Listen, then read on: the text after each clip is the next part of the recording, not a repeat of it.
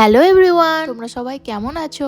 আমি দেবাঞ্জনা। আমার channel hour digital diaries ব্লগের পক্ষ থেকে তোমাদের সবাইকে জানাচ্ছি অনেক শুভেচ্ছা আর অনেক ভালোবাসা। আজকে আরও একটা নতুন ব্লগে তোমাদের সবাইকে স্বাগত জানাচ্ছি।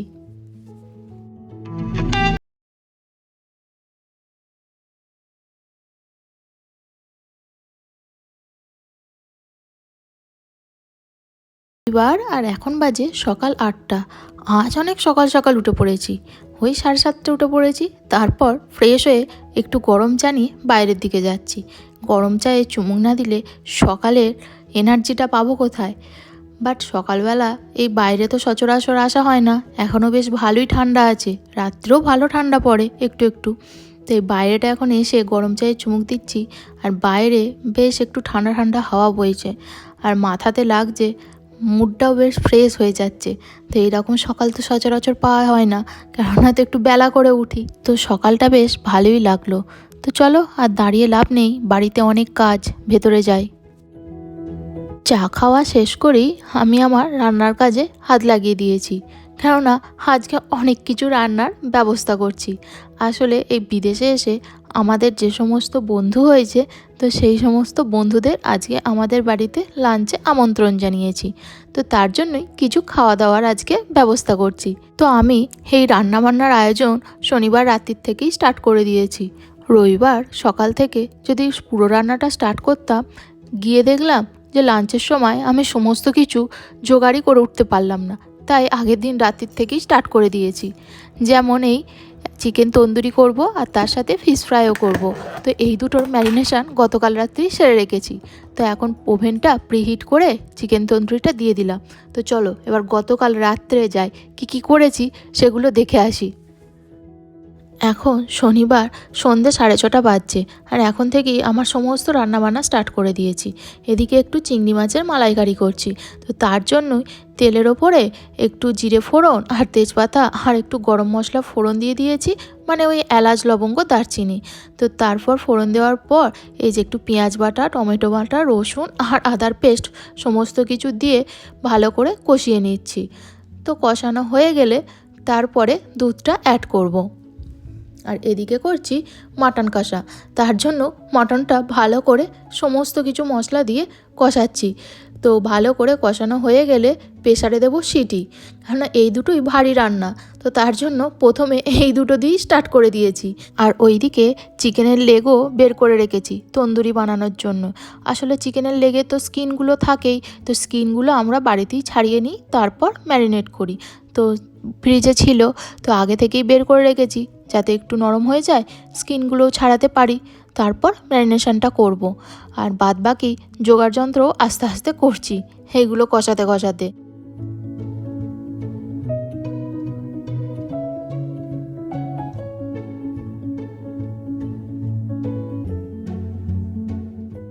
সব মশলা দিয়েই কষাচ্ছিলাম, কাঁচা লঙ্কাগুলো কোচানো হয়নি, তাই কাঁচা লঙ্কা অনেকগুলোই কুচিয়ে নিলাম। এবার এই দুটো রান্নাতেই অর্ধেক অর্ধেক করে দিয়ে দিই, একটা চিংড়ি মাছের মালাইকারি আর একটা মাটন কষাতে।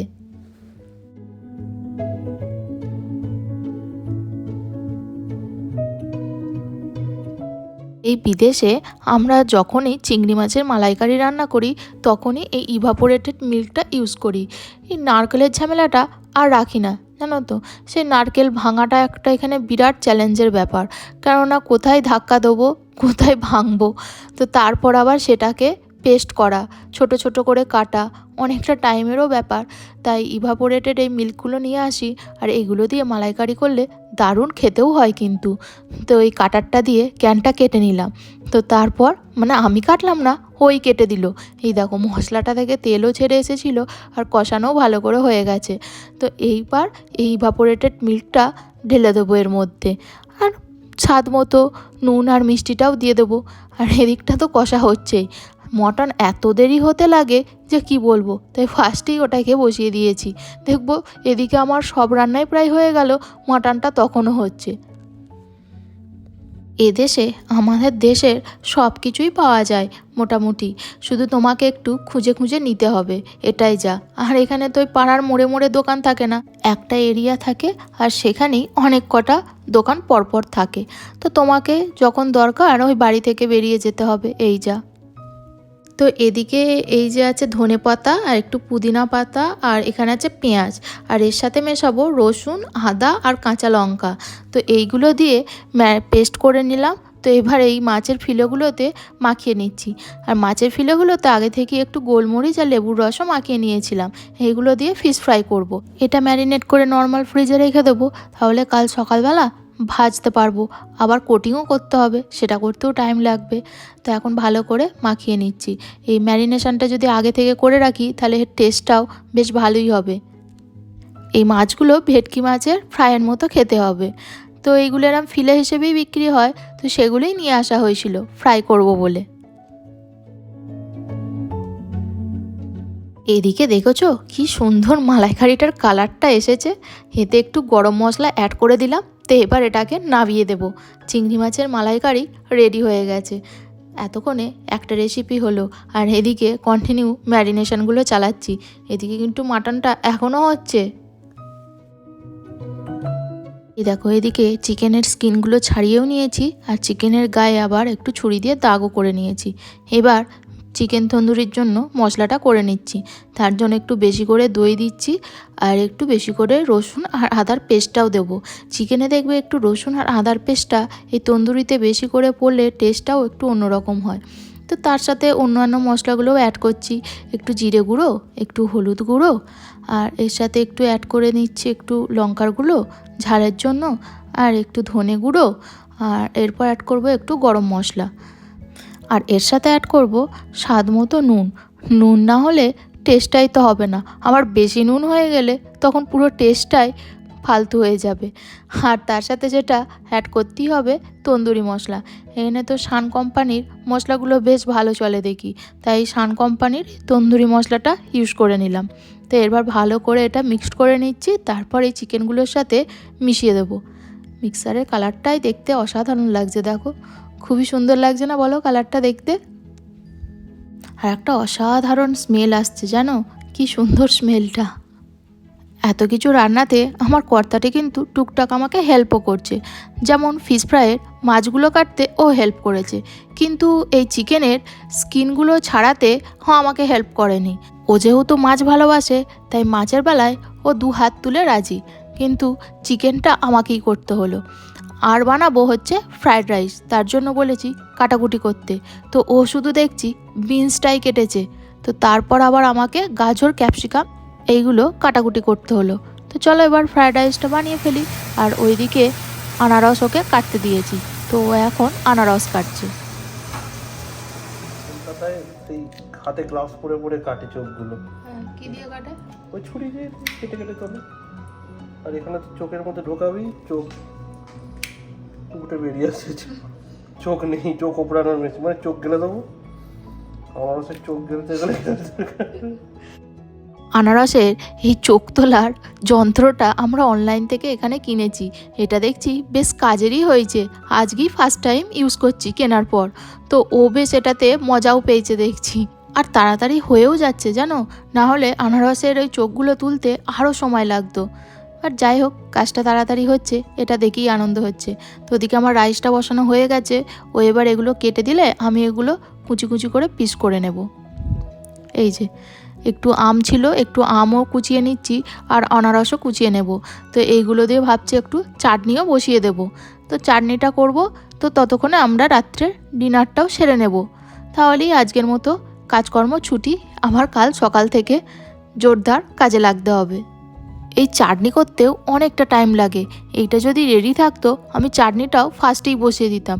দেখবে কোনো অনুষ্ঠান বাড়িতে সবার প্রথমে কিন্তু চাটনিই বসায়, তো তারপর এই মাটন বা অন্য কোনো রেসিপি বসায়। আসলে চাটনিটাও হতে প্রচণ্ড সময় নেয়। তো প্রথমে একদিন চাটনিটা করে রেখে দিল, এবার যতদিন ধরে অনুষ্ঠানটা চললো ততদিন সেই চাটনিটাই ব্যবহার করা হলো।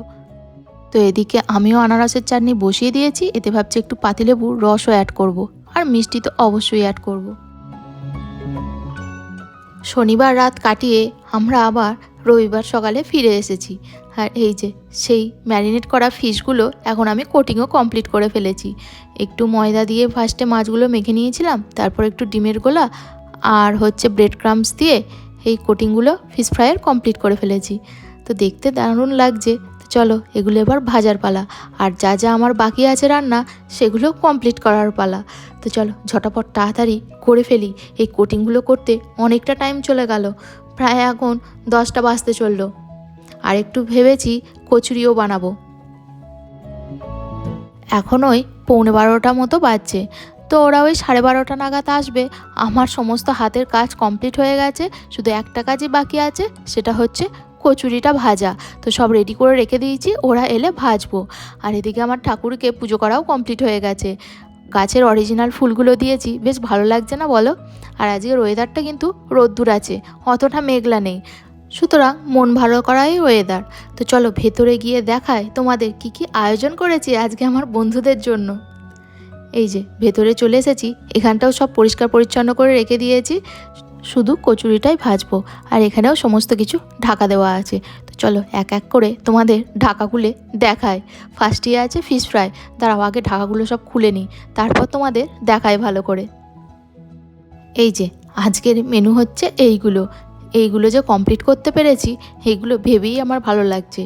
তো এই হচ্ছে ফিশ ফ্রাই, আর এখানে একটু আলু ভেজেছি, এইটা হচ্ছে চিংড়ি মাছের মালাইকারি, আর এটা হচ্ছে মাটন কষা, আর এখানে এই যে পুর ভরে রেখে দিয়েছি, মটরশুঁটির পুর আছে, তো মটরশুঁটির কচুরি হবে। আর এই হচ্ছে ফ্রায়েড রাইস, আর এই হচ্ছে আনারসের চাটনি, আর এদিকে চিকেনের তন্দুরি আছে ওই যে ফয়েলে মোড়া। তো এবার বন্ধুদের আসার অপেক্ষা।